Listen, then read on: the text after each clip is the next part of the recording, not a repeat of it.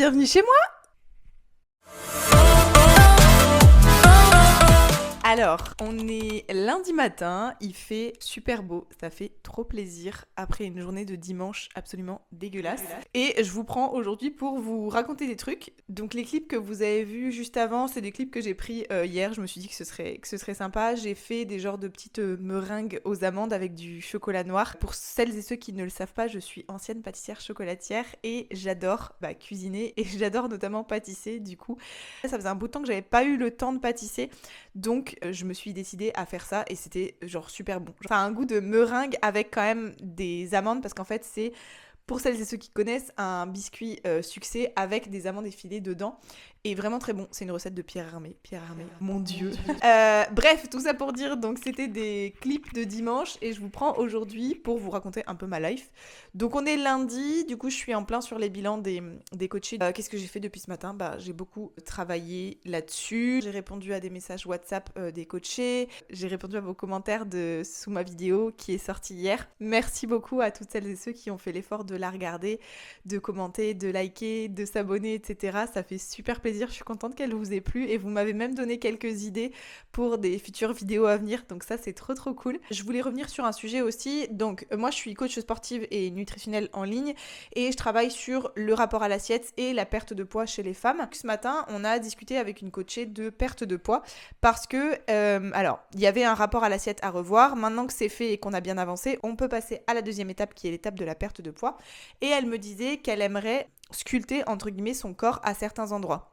Je voudrais revenir là-dessus rapidement parce que sur les réseaux sociaux, sur internet, dans les médias, etc., on voit souvent des trucs genre, notamment des coachs sportifs, dire des trucs du style « Si tu veux te débarrasser de ta culotte de cheval, si tu veux avoir des abdos, si tu veux te débarrasser de tes ailes de chauve-souris, fais ci, fais ça, nanani, nanana. » J'ai rien contre les coachs sportifs parce que je suis moi-même coach sportive. En revanche, j'ai quelque chose contre les coachs sportifs qui racontent de la merde et ça, c'est de la merde. Peu importe l'exercice que vous décidez de faire, la seule chose que peut faire un exercice de renforcement musculaire, voilà, des abdominaux, des squats, enfin peu importe, la seule chose que cet exercice peut faire, c'est vous muscler à un endroit précis de votre corps. Mais vous ne pouvez pas cibler une perte de poids. Par exemple, ma coachée me disait, moi j'aimerais bien affiner mes cuisses, le dessous de mon fessier, etc. Mais en fait, ce qu'il faut comprendre, c'est que vous aurez beau faire un nombre incalculable de squats, de fentes, de kickback, de tout ce que vous voulez, vous ne pouvez pas cibler une perte de poids. Votre corps perd là où il veut. C'est-à-dire que vous, individuellement, vous pouvez commencer par perdre au niveau des bras, au niveau de la poitrine, au niveau du dos, au niveau des fessiers, au niveau des cuisses. Voilà, le corps perd là où il veut. Vous ne pouvez pas cibler une perte de poids. Donc, pour ce qui est des contenus sur les réseaux sociaux, etc., si vous voyez à un moment donné un contenu vous dire « débarrasse-toi de ta culotte de cheval, affine ton ventre, ventre plat, etc. » avec cet exercice, ce genre de contenu-là, vous pouvez zapper tout de suite, vous pouvez dégager cette personne de vos abonnements et arrêter de la suivre parce que c'est du mensonge et c'est du marketing pour vous vendre des programmes. Perds ton gras des fesses, perds ton gras du ventre, perds tes poignées d'amour, tout ça c'est de la merde. Vous ne pouvez pas cibler une perte de poids, c'est impossible. Donc voilà, je voulais vous parler de ça. Maintenant, qu'est-ce que je vais faire ? Je vais aller manger un bout. J'ai encore des bilans à faire après. Puis cet après-midi, j'irai m'entraîner. C'est les jambes.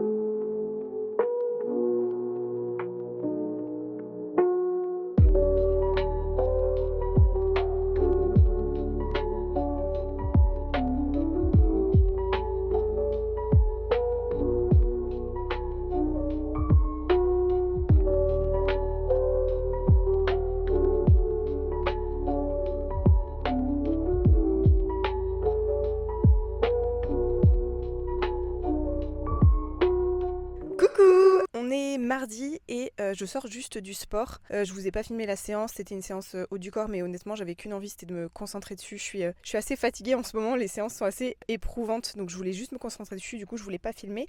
Mais je voulais vous parler de la surcharge progressive. Donc si vous faites du renforcement musculaire, si vous faites de la musculation et que votre objectif c'est de prendre du muscle, et donc si votre objectif c'est de progresser tout simplement, sans avoir envie de devenir déménageuse ou déménageur ou quoi que ce soit, vous allez devoir appliquer une surcharge progressive. Donc qu'est-ce que c'est une surcharge progressive ? C'est tout simplement progressivement charger de plus en plus vos muscles, mettre vos muscles de plus en plus sous tension pour en fait leur permettre de grossir. Et la surcharge progressive, c'est genre une condition sine qua non à votre progression. C'est-à-dire que si vous ne surchargez pas progressivement vos muscles, vous ne progresserez pas. Donc vous irez à la salle de sport et vous stagnerez, ce qui est totalement ok. Si vous allez à la salle de sport pour des raisons autres que prendre du muscle et que progresser sur votre prise de muscle, il n'y a aucun problème. Je parle vraiment des gens qui y vont pour progresser et pour prendre du muscle. Donc la surcharge progressive, vous avez plusieurs manières de la mettre en place. Vous pouvez évidemment mettre plus de charge, mais vous pouvez aussi faire plus de répétitions, avoir des temps de repos qui soient plus courts, avoir une meilleure exécution, travailler en tempo, ce genre de choses. Donc la surcharge progressive, il y a plusieurs façons de la mettre en place, mais je voulais vous parler de ça aujourd'hui parce qu'il y a certains exercices où pour surcharger progressivement, ça va être plus ou moins facile. En gros, plus vous avez un muscle qui est fort, plus il va être facile de mettre plus de poids. Alors que plus vous avez un muscle qui est petit et qui a besoin de petites charges pour travailler, plus ça va être difficile notamment d'augmenter les poids. Donc là, je parle par exemple de la surcharge progressive en augmentation de poids. Une fois que vous avez une technique qui est bonne, que vous avez augmenté les répétitions que vous souhaitez, que votre tempo est le bon, que votre temps de repos est celui que vous voulez qu'il soit, etc., il faut passer à augmenter la charge. Mais il y a des exos où ça va être compliqué. Si vous êtes par exemple sur la presse pour les jambes à une charge de, je sais pas, 60 kg et que vous augmentez de 5 kg, il n'y a pas une énorme différence entre 60 et 65 kg. C'est-à-dire que vous augmentez de à peu près 10% votre charge. Et comme vos jambes sont très fortes, il n'y a pas de problème. Par contre, si vous faites des exercices, par exemple, pour les épaules, et que vous passez d'une charge de 10 à 12 kg, et bien là, en fait, vous augmentez tout de suite votre charge de 20%. C'est énorme. Donc, pour augmenter la charge, sur certains exercices, il faut trouver un moyen d'augmenter d'une petite charge. L'idée, c'est en fait quand vous faites une surcharge progressive avec une augmentation du poids que vous mettez, c'est d'augmenter de la plus petite charge possible. Là, aujourd'hui, moi, par exemple, j'ai travaillé les épaules. Les épaules, c'est un muscle où vous ne pouvez pas passer, par exemple, sur un exercice de 10 à 15 kg. C'est pas possible. Vous allez passer de 10 à 10,5, 11, 11,5, 12, etc. Sauf que moi, dans ma salle de sport, les haltères, ça va de 2 kg, 4 kg, 6, 8, 9, 10, puis ensuite 12,5, 15, 17,5. Du coup, là, moi, j'étais sur un exercice où, en gros, j'étais à 12,5 et mes répétitions étaient bonnes, ma technique d'exécution était bonne, mes ressentis étaient bons, mon tempo était bon, mes temps de repos étaient bons, donc je veux augmenter la charge. Sauf que si j'augmente la charge, je passe de 12,5 à 15. Donc ce que j'ai fait, c'est que je vous mets une photo à l'écran que je vous ai prise. J'ai pris des poids de cheville qu'en fait j'ai mis sur mes haltères tout simplement parce qu'en gros, si j'avais voulu utiliser les haltères du dessus, je passais de 12,5 à 15. Là où avec les poids de cheville, je suis à une charge qui est inférieure à 15. Donc je sais pas à combien sont les poids de cheville, ils doivent être je pense à 1 kg ou 1,5 kg. Mais du coup, je trouve le moyen de faire une surcharge progressive avec la plus petite charge possible que j'ai pu trouver en fait, qui est les poids de cheville que j'ai rajoutés sur mes haltères. Et ça, vous pouvez le faire donc avec des poids de cheville par exemple, mais vous pouvez aussi le faire par exemple quand vous êtes sur la poulie avec votre bouteille, vous mettez 500 ml dedans et au lieu de passer d'une poulie par exemple de je sais pas 10 kg à 12 kg et demi ou 10 kg à 11,3 kg, ça se fait dans certaines salles, et vous passez en fait de 10 kg à 10 kg et demi. Donc l'idée c'est quand vous êtes sur des exercices comme ça où vous avez des petites charges, si vous voulez appliquer un poids supérieur et faire une surcharge progressive avec le poids du dessus, mais que l'écart en fait entre le poids que vous utilisez et le poids suivant est trop grand, utilisez des petites astuces comme ça, donc des poids de cheville, votre bouteille, des tout petits disques. Il y a des salles où il y a des disques de 0,5. N'ayez pas peur en fait d'utiliser ces petits poids-là, au contraire c'est comme ça que vous progresserez.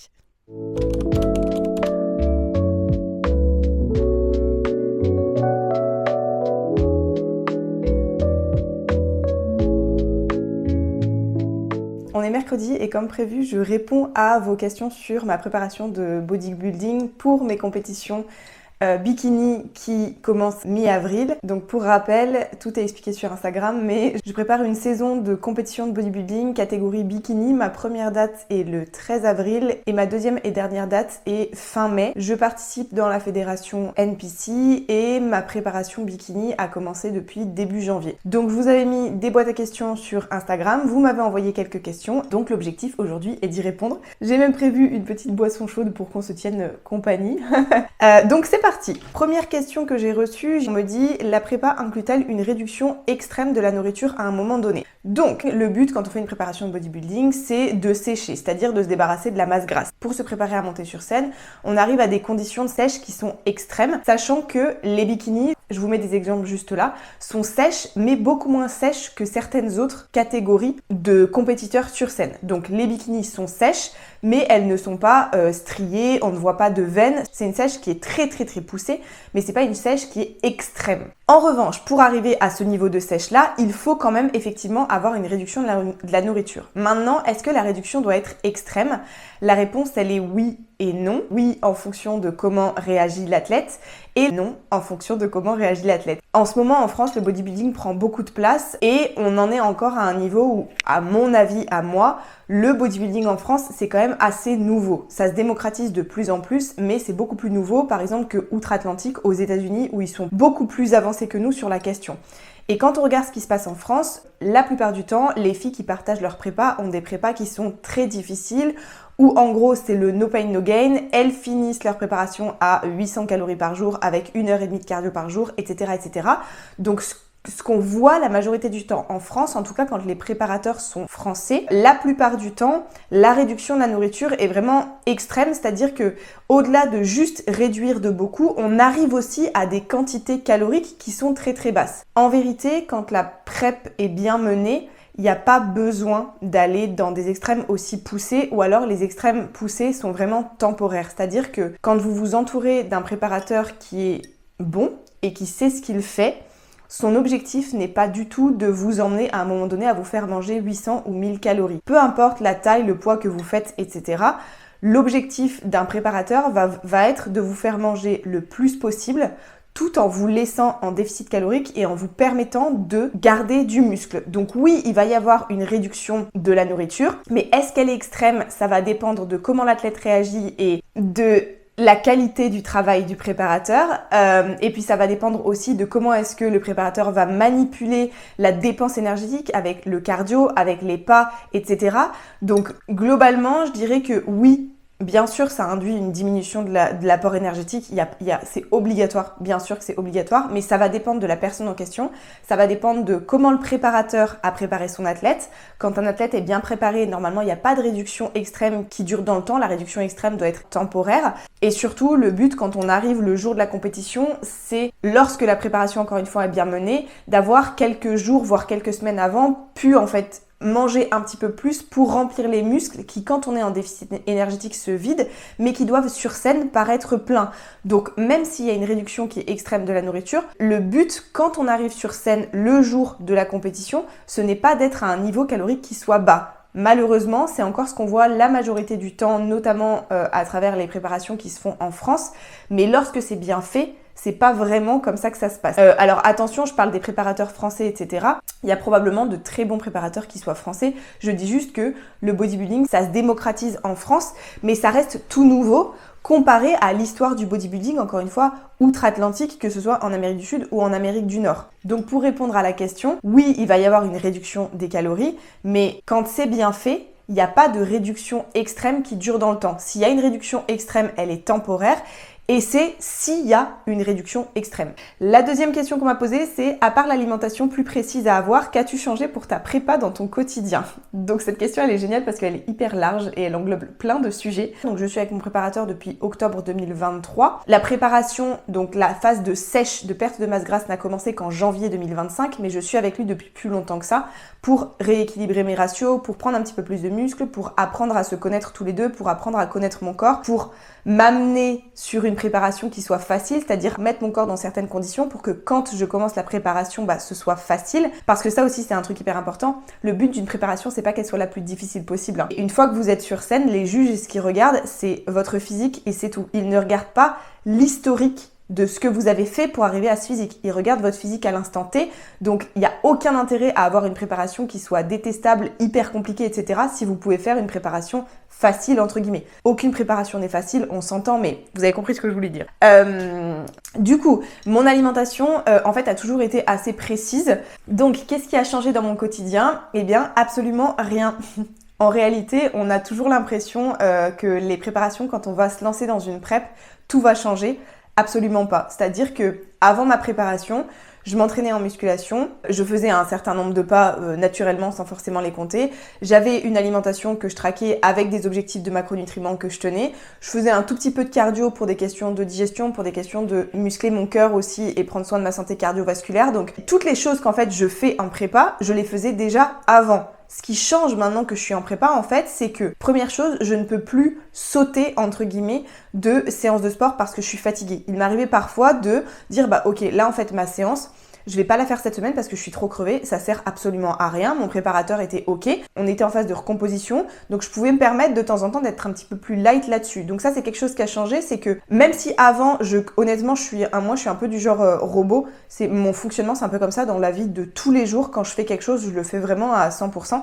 Donc avant la prep, j'étais déjà en mode robot sur toutes les cases, c'est-à-dire que tous les jours je cochais mes cases, ça faisait partie de mon quotidien, c'était vraiment pas du tout un effort, c'était atteindre mes macronutriments, faire mes pas, après avec Winky, mon chien, c'est facile de se promener, etc. Faire du cardio quand il y en avait. Toutes ces choses-là, je les faisais déjà. La seule différence, en fait, avec aujourd'hui, c'est que aujourd'hui, la fatigue s'installe. J'ai moins d'énergie parce que mon corps va puiser vraiment dans ses réserves. Je suis là, à ce stade de la prépa, je commence vraiment à être très sèche. Je suis bientôt prête, en fait. Donc, mon corps va puiser dans ses réserves, ce qui fait que j'ai moins d'énergie. Et ce qui fait que les choses vont être plus difficiles, mais je suis encore plus obligée de les faire qu'avant. Donc je n'ai rien changé de particulier, c'est-à-dire que j'ai toujours mes entraînements de musculation, j'ai toujours du cardio, j'ai juste un peu plus de cardio, j'en ai pas tant que ça finalement, mais j'ai un peu plus de cardio. J'ai des macronutriments qui sont plus bas, j'ai moins de flexibilité parce que je ne peux plus effectivement manger à l'extérieur ou je ne peux plus estimer les choses que je mange. Donc effectivement, j'ai une alimentation qui est un petit peu plus précise, mais au quotidien, rien fondamentalement ne change en fait. J'ai vraiment le même quotidien. La différence, c'est juste la précision avec laquelle je vais faire les choses et le fait que j'ai plus de cardio et j'ai moins à manger. Mais c'est la seule chose qui diffère. J'ai commencé ma prépa pendant 8 semaines, on n'a absolument rien changé. Mon corps réagissait super bien. Ma tête aussi, on n'a pas du tout baissé les macros. On m'a mis sur des macros de déficit calorique en début de prépa, mais après on les a pas touchés du tout pendant 8 semaines. On n'a pas touché à mon cardio, j'avais un peu de cardio, mais on n'a rien touché de plus. Au niveau des pas, on n'a rien augmenté, c'est les pas que je fais habituellement, même quand je suis en hors saison. La seule chose qui a changé, c'est que il y a une semaine, on a baissé un petit peu les macronutriments. On a augmenté le cardio un petit peu parce que je commençais à stagner un petit peu et qu'on voulait pousser pendant une semaine et demie ou 2 semaines. Et surtout, une chose qui a changé, c'est mon volume d'entraînement. Donc je fais toujours le même nombre d'entraînements chaque semaine, j'ai toujours la même répartition au niveau des entraînements. Par contre, j'ai moins de volume, c'est-à-dire que j'ai moins de séries. J'ai toujours la même intensité, mais comme je commençais à fatiguer et que l'objectif c'est vraiment de garder une intensité qui soit forte sur tous mes exercices, mon préparateur m'a diminué un petit peu mon volume. Donc mes séances sont un petit peu moins longues, j'ai un petit peu moins de séries, ce qui fait que c'est plus facile pour moi d'avoir une intensité qui soit forte et de récupérer parce qu'en fait ma récupération là commence vraiment à être impactée, c'est-à-dire que déjà je dors de moins en moins bien, donc ma récupération est impactée par tout ça, et le fait que je mange moins et que je fasse du cardio, forcément mon corps récupère moins bien. Donc on a diminué un petit peu le volume des séances, ce qui fait qu'en fait avec le début de la prépa, ce qui a changé au quotidien, c'est rien. Je fais toujours exactement la même chose, seulement j'ai un petit peu plus de cardio, un petit peu moins de macronutriments. Au niveau des pas, on est exactement pareil qu'avant. Et on a diminué un petit peu le volume des séances, mais ça date d'il y a 2 semaines. Et donc ça, c'est ce qui a changé consciemment, volontairement dans mon quotidien, c'est-à-dire qu'est-ce que je dois faire par rapport à la prépa. Maintenant, par contre, mon quotidien, il y a beaucoup de choses qui ont changé de par la prépa. La prépa a des conséquences sur mon quotidien. Donc première chose, c'est ce que je vous disais, je suis plus fatiguée. Là, il y a pas photo. Le matin, quand je me lève, je suis déjà un peu fatiguée. Quand je fais des choses, notamment quand je promène par exemple mon chien, etc., je suis plus fatiguée plus vite. Je récupère moins bien, c'est-à-dire que j'ai mal, j'ai quasiment tout le temps mal quelque part dans le bas du corps où j'ai un petit peu des courbatures, notamment aux fessiers. Il y a aussi des fois où j'ai des petites courbatures dans tout le corps parce que je récupère moins bien. Je dors moins bien aussi, j'ai moins envie de faire des choses, j'arrive moins à me concentrer. Au niveau de mon humeur, je suis beaucoup plus prompte à être impatiente. c'est-à-dire que moi déjà de base je suis pas forcément quelqu'un qui est très très patient, même si je travaille dessus, mais avec la prep en fait toutes ces petites choses-là, tous les défauts entre guillemets sont exacerbés. Donc j'ai un petit peu moins de patience, je tolère moins bien les petits bruits, je tolère moins bien les choses qui vont venir déranger mon quotidien et mon organisation, etc. Et donc voilà ce qui a changé dans mon quotidien. Ensuite on m'a demandé comment tu te sens en voyant ta shape évoluer, et en parallèle de ça on m'avait demandé si je pourrais montrer une évolution de mon physique au fur et à mesure de mon travail avec mon préparateur. Première chose, comment est-ce que je me sens par rapport à ma shape qui évolue? Je n'aime pas du tout. En gros, je suis hyper fière de ce que je vois mes muscles se découvrir et je vois ce que j'ai construit en 7 années de pratique, sachant que les 7 années de pratique n'étaient pas orientées compétition de bodybuilding, hein. Ça ne fait qu'1 an et demi que je suis là-dedans. Avant, je pratiquais vraiment pour mon plaisir, donc la façon que j'avais de m'entraîner n'était pas la même, mais je vois vraiment ce que j'ai construit depuis 7 ans, donc c'est hyper gratifiant parce que je peux observer en fait ce que j'ai fait avec mon physique, avec tout le travail que j'ai mis avant.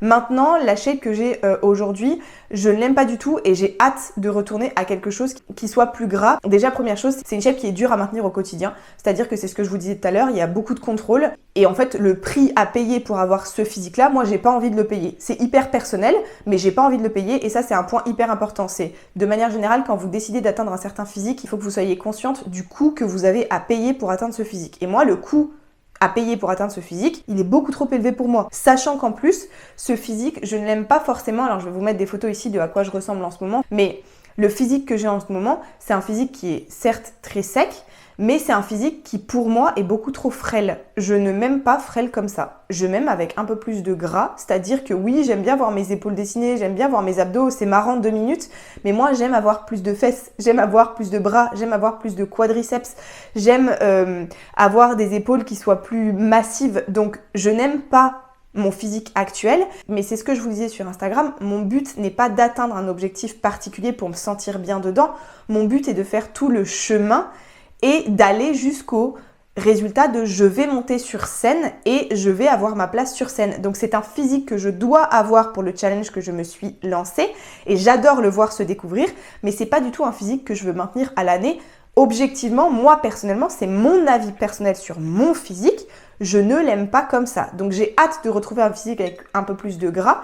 Et au-delà de juste le coût à payer, le fait que le physique ne me plaise pas forcément, etc., il y a aussi que c'est pas un physique qui est agréable à vivre. C'est-à-dire que je le sens quand je m'assois, par exemple, je sens mon coccyx. Quand je me mets dans mon lit et que je me couche sur le côté, je sens que c'est hyper dur et que c'est pas confortable. Donc c'est vraiment un physique qui est temporaire. Je suis ok avec le fait qu'il soit temporaire. C'est hyper gratifiant de voir que mes efforts fonctionnent et que j'évolue dans le bon sens et que j'ai une ligne bikini qui se dessine, mais c'est pas du tout un physique que je voudrais garder. Et par rapport à montrer mon évolution, je vais vous mettre des images ici. Donc déjà, j'ai commencé avec mon préparateur en octobre 2023. On savait que j'allais faire une compétition en 2025. Je voulais pas du tout en 2024, c'était pas l'objectif. Donc le but, c'était qu'en 2024, on fasse une recomposition corporelle pour rééquilibrer mes ratios et plus correspondre à la ligne bikini, c'est-à-dire avoir un peu plus d'épaules, avoir si besoin un peu plus de dos et avoir plus de fessiers. En gros, j'avais besoin de prendre du muscle, mais à des endroits spécifiques. Donc on a commencé, on est parti sur des entraînements axés vraiment épaules, un petit peu dos et fessiers avec un tout petit peu de quadriceps. Et en fait, pendant 1 an, 1 an et demi, on a fait des phases où je prenais du muscle sans forcément prendre beaucoup de poids. C'était pas du tout l'objectif. Et je perdais un petit peu de gras. L'objectif étant de me permettre d'améliorer ma composition corporelle pour qu'en fait, quand on ait commencé la prep en janvier 2025, je sois déjà à un niveau de masse grasse qui soit suffisamment bas pour me permettre de ne pas avoir besoin de perdre 10 ou 15 kilos pendant la préparation. L'objectif de mon préparateur, c'était que pendant la préparation, je n'ai que 5 ou 6 kilos à perdre. Donc, ce qui s'est passé, c'est que d'octobre 2023 jusqu'à décembre 2024, on a recomposé. Il y a des moments où j'étais en surplus calorique, des moments en maintien et des moments en déficit calorique. Tout s'est fait très très naturellement, ça a été facile, mon corps a très bien réagi, mon esprit aussi, donc c'était génial. Ça a été hyper intéressant à voir aussi. Et en décembre 2024, on avait fait donc une perte de masse grasse avant les fêtes. J'ai maintenu mon poids bas pendant les fêtes, sachant que c'était un poids, j'étais aux alentours de 55 kg, sachant que moi, naturellement, ce que j'appelle mon poids de forme, c'est aux alentours de 59-60 kg. Donc au moment des fêtes, j'étais à peu près à 55, j'ai maintenu mon poids à 55 et on a donc démarré la prépa aux alentours de 55-55,5. Pendant cette période de octobre 2023 à décembre décembre 2024, j'ai oscillé entre à peu près 54 et 60 kilos en fonction des phases dans lesquelles on était. Au début de la prep en janvier 2025, j'étais à peu près à 55 kilos. Aujourd'hui, je suis aux alentours de 52 kilos. Ce matin, quand je me suis pesée, je faisais 52,1. C'est un nouveau poids plus bas que j'avais pas encore atteint.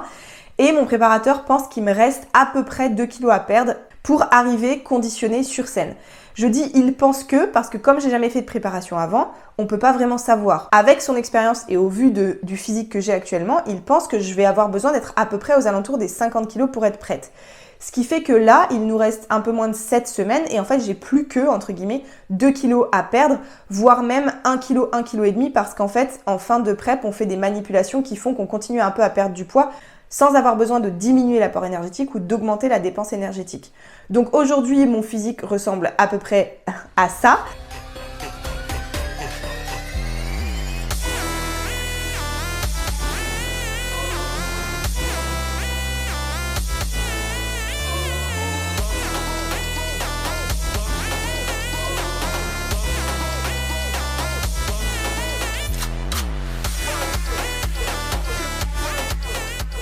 Et l'objectif sur les semaines qui arrivent, c'est d'être prête un peu avant les compétitions. En fait, l'objectif, c'est que 2-3 semaines avant les compétitions, on puisse réaugmenter tranquillement mais sûrement les calories, diminuer tranquillement mais sûrement le cardio pour arriver sur scène avec une condition qui est la bonne, mais des muscles remplis et une énergie au top pour profiter du jour de la compétition. Pour faire un petit topo global sur tout ça, aujourd'hui, on arrive à un moment donné de la prep où c'est un moment qui est un peu difficile parce que mon énergie est basse, ma faim est haute, mon corps commence à moyennement réagir, mais en fait comme ça fait 8 ou 9 semaines que mon corps réagit super bien, je suis dans de bien meilleures conditions que des filles dont la préparation serait difficile dès le début. Faut bien se rendre compte que moi, comme c'est ma première préparation, c'est une préparation qui est facile entre guillemets, donc ça reste difficile, mais c'est beaucoup plus facile que certaines filles qui ont déjà fait de nombreuses préparations et que certaines filles qui sont mal préparées, on va pas se mentir aussi. Donc voilà, là je suis à un moment donné de la préparation où on est bien dans le dur, on est bien dedans, on arrive presque au bout. Les choses intéressantes vont commencer à se mettre en place parce qu'on va commencer à manipuler les macronutriments un petit peu plus souvent. Je vais commencer à avoir des bilans 2 fois par semaine plutôt qu'une fois par semaine. On va bientôt aussi toucher à l'eau et au sel, c'est-à-dire pas forcément les manipuler mais essayer de les garder constants. Le cardio va être modulé aussi. Voilà, il va se passer des choses assez intéressantes. J'ai pas forcément prévu de documenter le tout parce que comme vous le savez, c'est pas quelque chose que j'ai envie de mettre en avant. Mais si jamais vous avez envie que je documente plus ou si vous avez des questions, dites-le moi en fait dans les commentaires. Tenez-moi au courant si vous voulez que je documente un petit peu plus tout ça. Donc voilà, je pense que je vais clôturer la vidéo ici parce que ce sera bien assez long. J'ai beaucoup blablaté. N'hésitez pas à me poser vos questions en commentaire par rapport à la prep ou par rapport à quoi que ce soit d'autre. J'espère que ça vous aura intéressé. Et puis voilà, n'hésitez pas à liker la vidéo, à la commenter, à vous abonner et je vous dis à dimanche prochain.